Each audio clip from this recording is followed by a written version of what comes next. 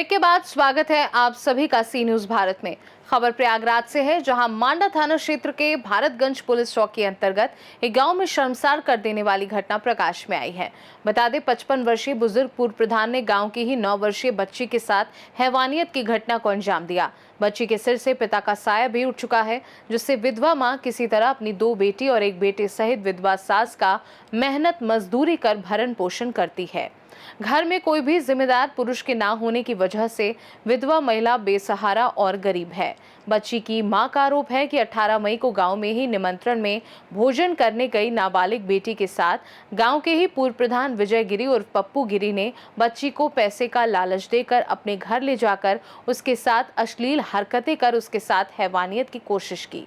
वहीं पीड़िता की मां का आरोप है कि वो पढ़ी लिखी नहीं है, इसलिए पुलिस के समक्ष उसके द्वारा बताई गई बातें प्रार्थना पत्र में ना लिखकर कुछ और ही लिखा गया है, जिसमें रात की घटना को दिन की बात दर्शाया गया, जबकि मामला अत्यंत घृणित है, जिसमें मामले में पुलिस लीपापोती का कार्य कर रही है। वहीं घटना कारित करने वाले के परिजनों द्वारा जान से मारने की धमकी दी जा रही है और सुलह समझौता का दबाव बनाया जा रहा है। आइए देखिए क्या कुछ कहा पीड़िता और गांव के लोगों ने। जब हम लोग देने के लिए गए पहुंचे तो चौकी इंचार्ज साहब ने बोला कि यानी FIR आपका दर्ज हो चुका है, जबकि ऐसी बात नहीं थी।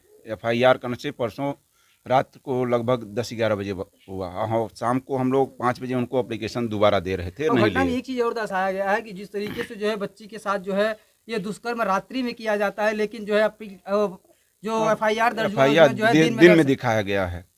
तो आप लोगों को क्या लगता है, पुलिस क्या गुमराह कर रही है क्या? पुलिस पूरी तरीके से गुमराह कर रही है इन लोगों को। तो आप क्या चाहते हैं इस परिवार के साथ किस तरीके से जो है इस न्याय होना परिवार के चाहिए? साथ हम लोग यही चाहते हैं कि करने से अपराधी को सख्त से सख्त सजा मिले और पुलिस इनके साथ होकर के इनको इंसाफ दिलाए, अपराधी को बचाने की कोशिश मत करे। भाई साहब आप इधर आ जाइए। तो आप अब ये घटना के बारे में जिस तरीके से आपने बताया कि वहाँ पे जो आप थाने पे शैलेंद्र जो थाना प्रभारी है उनसे बात की, तो मामला इनका 18 तारीख का था। ये उस दिन किसी को रात्रि के 10-11 बज चुके थे। ये चीज़ उस दिन ये रात्रि किसी को बता नहीं पाए। 19 तारीख को बिना सुबह किसी को घर को बताएं अपनी बच्ची को लेकर चौकी चली गई। वहाँ पे इन्होंने अपनी घटना बताई तो वहाँ एक कोई अभियुक्त था, उसकी जानकारी नहीं है इनको, ये भी उनको नहीं पहचान रही थी। वो बोला लाओ मैं एप्लीकेशन लिख दे रहा हूँ।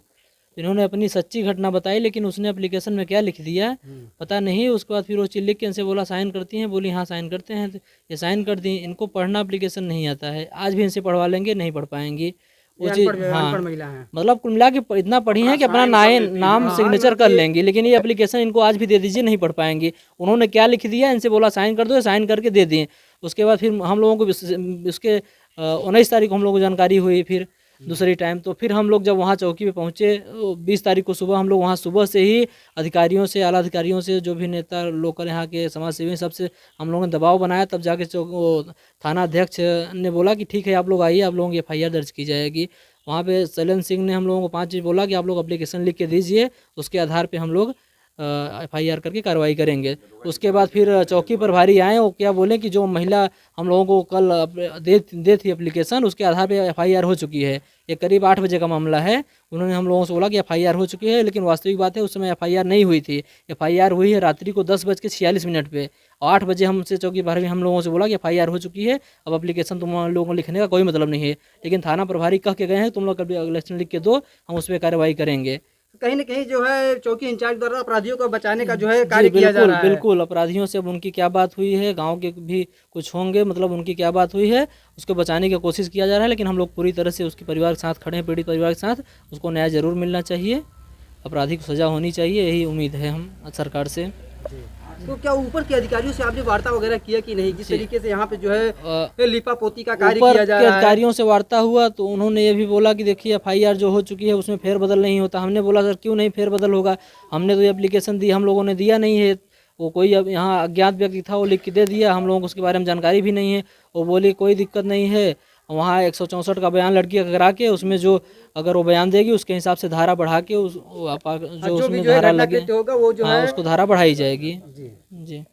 तो आप क्या चाहते हैं, ऐसे अपराधियों के ऊपर किस तरीके की कार्रवाई होनी चाहिए? योगी जी का जो आजकल बुलडोजर काफ़ी प्रसिद्ध है, हर मतलब अपराधी के घर पर चलता है। हमारी योगी जी से निवेदन है कि उसके भी घर पे बुलडोजर चले, उसको सजा हो। और ये जो नाबालिग बच्ची के साथ इस तरीके से जो है 55 वर्षीय जो है बुजुर्ग ने इस तरीके का जो है अंजाम दिया है दुष्कर्म का, जी। उनको क्या सजा मिलनी चाहिए? उनको फांसी हो या आजीवन कारावास हो, जो भी प्रशासन की उचित कार्रवाई हो उनके साथ मतलब उसमें कोई वो नहीं की जाए, उनको सख्त सजा दी जाए। देख सकते हैं यह जो परिवार है और जो है बेसहारा और गरीब है। आपको बताएं इनके घर में ना तो कोई व्यक्ति है ना तो कोई जो है गार्जियन है। आपको बताएं इस घर में केवल 2 महिलाएं रहती हैं। 2 महिलाओं के बीच में जो है ये देख सकते हैं ये जो छोटे छोटे जो है 3 बच्चे हैं, 2 बच्चियां 1 बच्ची है।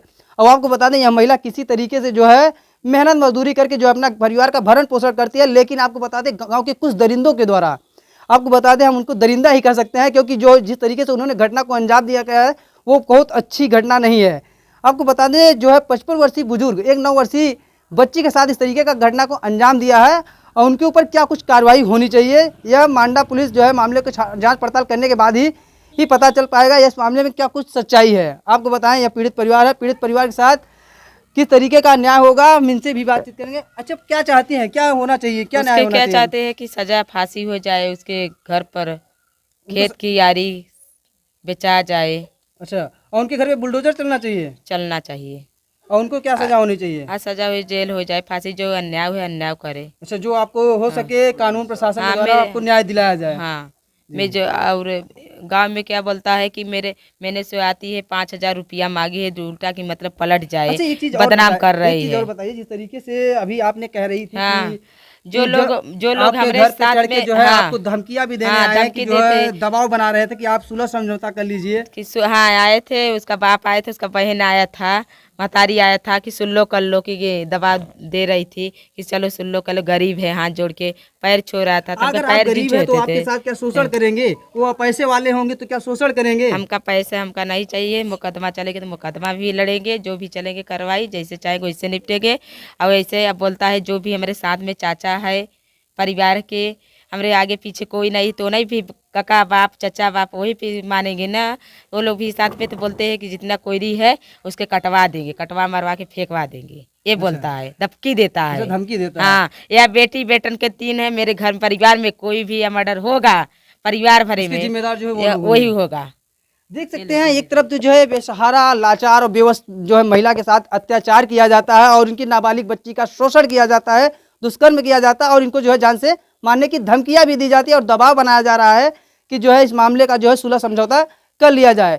अब देखना आया है मांडा पुलिस मामले में किस तरीके से संज्ञान लेती है और क्या कुछ कार्रवाई करती है।